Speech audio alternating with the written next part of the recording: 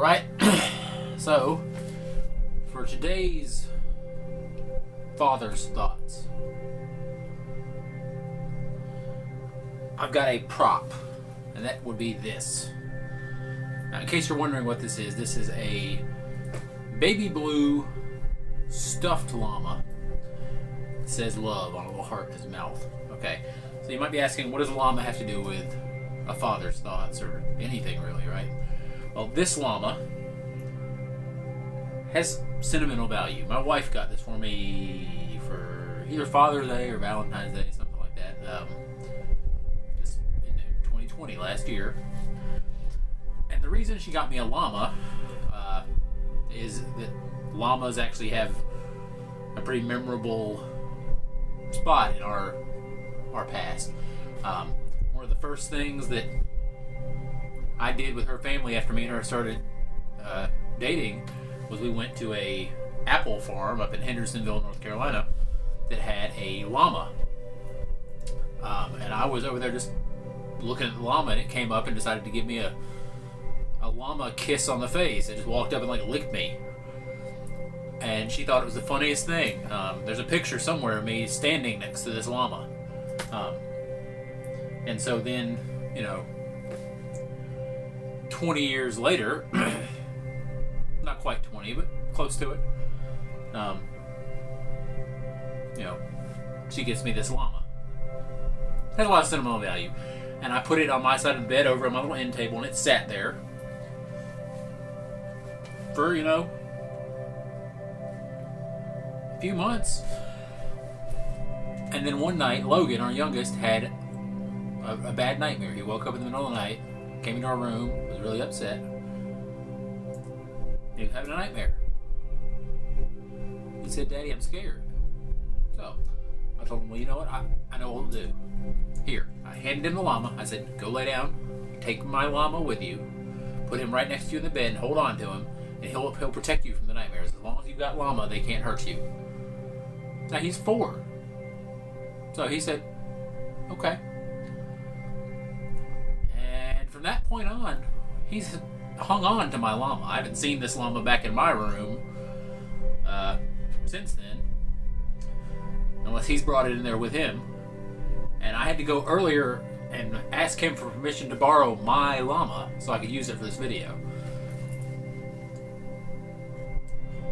Now that I've completely and totally confused you as to why I'm talking about a llama, what's that got to do with anything? What does that have to do with our Heavenly Father? What does that have to do with anything relating to spiritual stuff, right? Well, I'm going to make the connection for you now.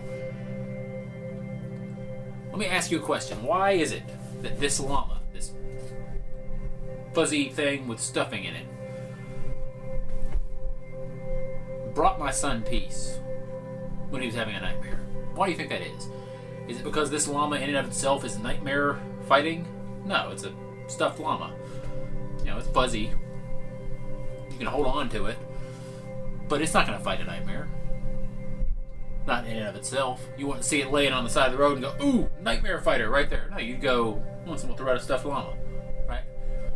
So why did my 4-year-old cling to this llama as a protector? Do you know why? Because his father gave him that llama and told him, "Look, this llama is a helper. It will help you." It was a matter of faith.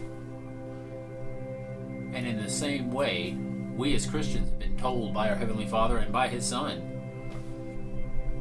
that they're going to send a comforter, that they're going to send the protector, that they're going to send the Spirit.